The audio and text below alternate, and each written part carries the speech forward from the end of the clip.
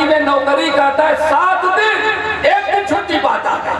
کہ 6 دن کرتا ہے 6 دن کرتا ہے 7 دن. اسٹیٹ کے لیے 1 دن چھٹی کرتا ہے 7 دن ڈیوٹی کرتا ہے. اور جنت حاصل کرنے کے لیے رب کو خوش کرنے کے لیے بڑا ناانصاف نکلا. ہفتے میں 1 دن اس کو یاد کرتا ہے اور 7 دن اس کو چھوڑتا ہے. اس اقرا کا ذرا علاج کرو مسلمان بھائیو. پھر عذاب نہیں آئے گا. 1 دن آئے تو رب راضی. رمضان لگ گیا ماشاءاللہ تو پہلی چاند کو کرتے پجامے ٹوپی سلیپر. اب جتنے مسجدیں ہیں پوری مسجدیں بھر گئی. اب ساری مسجدوں پر قبضہ رمضان علی کا ہے. اب کس کا قبضہ ہے؟ رمضان علی کا. اب ان کو اگلی اس کا اندر جگہ نہیں ملے. پکے نمازی جو ہیں ان کو 1 ہفتے تک مسجد کے اندر نماز جگہ نہیں ملے گی باہر. اب پھر 1 ہفتہ گیا. اب 15 کے بعد سے پھر سڑک لگے اور آخر یہ شہر میں اب رمضان علی اندر باہر.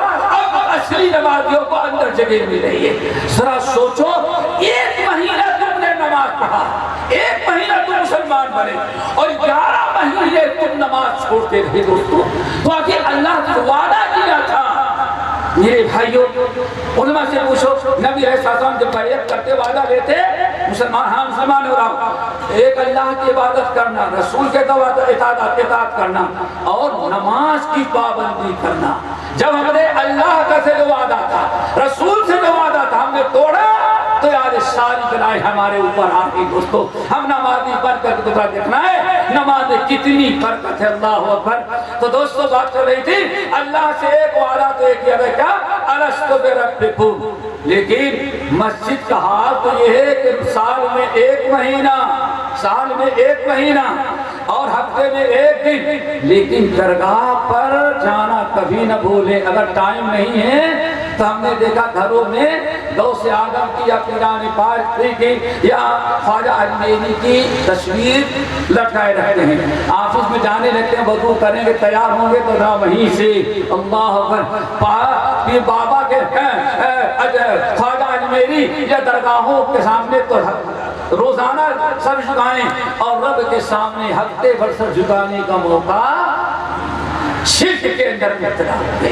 جب ہم نے شرک کیا نبی سے وعدہ کیا تھا کہ اے اللہ آپ کے علاوہ کسی کی عبادت نہیں اور محمد صلی اللہ علیہ وسلم کے علاوہ کسی کی اطاعت نہیں, نہ ہماری توحید باقی رہی. وہ دیجی سے توحید پہلی جہاں میں رہا شرک باقی نہ وہم و گما میں. ہمیشہ سے اسلام تھا جس پر نادام وہ دولت میں کھو بیٹھے آخر مسلمان. اللہ اکبر.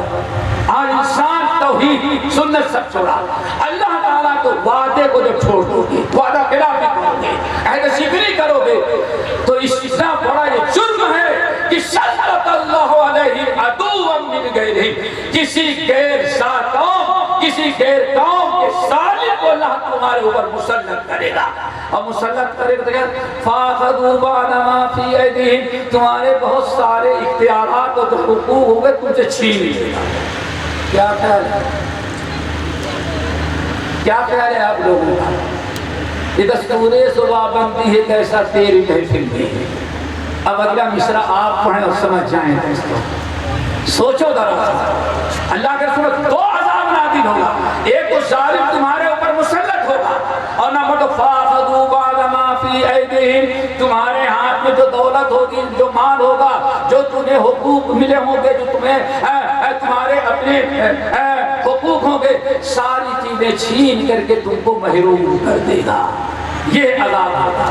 5واں گناہ دوستو بڑا عجیب سا وہ بھی ہے, آخری گناہ اللہ کے رسول ہے اور یہ وعدہ توڑنا دوستو. اس سے کیا عذاب نازل ہوتا ہے؟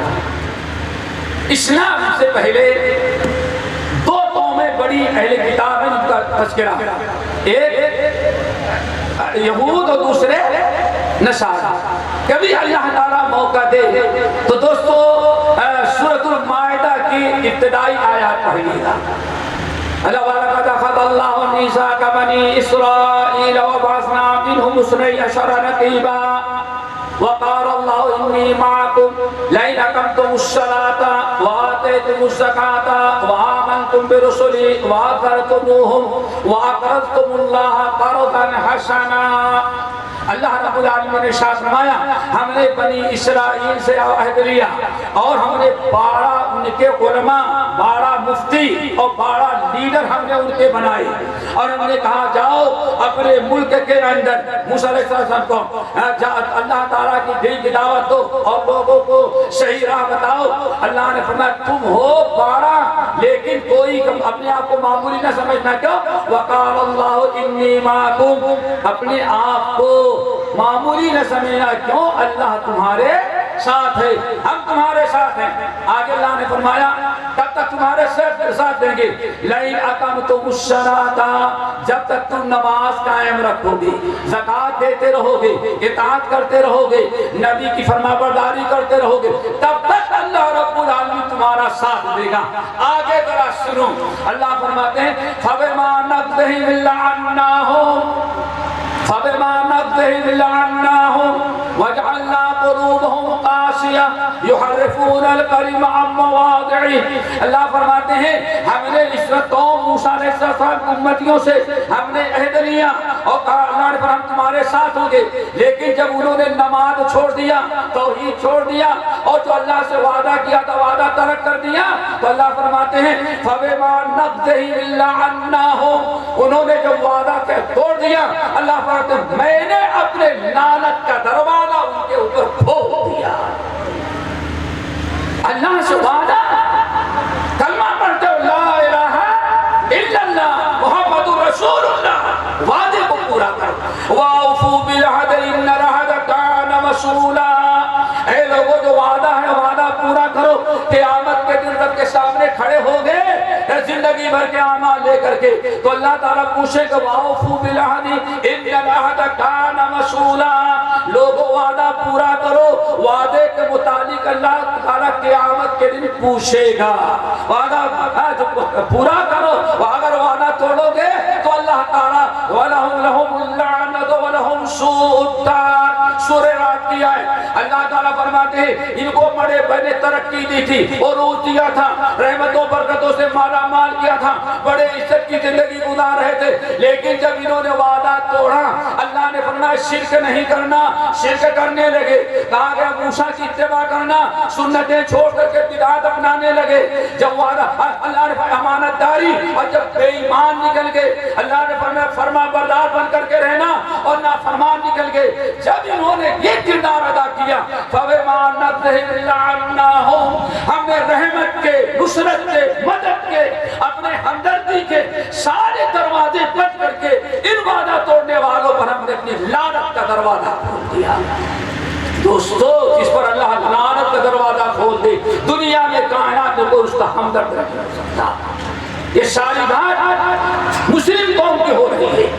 پھر اس کے آگے سنو بنی اسرائیل وَمِنَ الَّذِينَ قَالُوا إِنَّا نَصَارَىٰ أَخَذْنَا مِيثَاقَهُمْ, اور بنی اسرائیل کی دوسری عیسائیوں سے میں نے عہد لیا, وعدہ لیا ان باتوں پر, لیکن جب انہوں نے وعدے کو توڑ دیا تو اللہ تعالیٰ فرماتے ہیں ہم نے ان کو آپس میں لڑا دیا.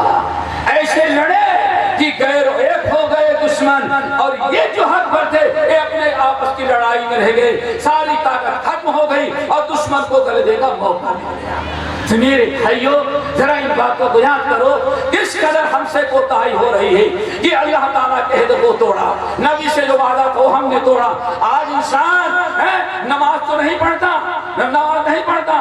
ذرا سوچو نبی کی فرما برداری تو نہیں, نبی سے محبت کا اظہار سال میں 1 اور 12 ربیع الاول, نبی کے لیے جان دے گے.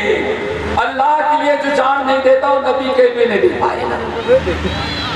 اللہ تعالیٰ کے لیے جان دو, وقت دو, نماز کی پابندی کرو, مسلمان بنو, اللہ اس کے رسول کی فرما برداری بنو, اسلامی تعلیمات اپناؤ, پھر دیکھو کو اللہ تعالیٰ مدد کرتا ہے. بنی اسرائیل کے سے جو وعدہ کیا کہ اللہ نے توڑا تو اللہ نے غضب کا، لعنت کا اور آپس میں لڑنے کا دروازہ کھول دیا. اللہ اس عذاب سے بچائے. آخری اور پانچویں چیز دوستو، وہ بھی آگے بڑی اہم ہے، شاید اس کو بھی آپ لوگ سمجھنے کی کوشش کریں گے. پانچواں گناہ، ما لم تحکم ائمتهم بکتاب اللہ ویتخیروا بما انزل اللہ.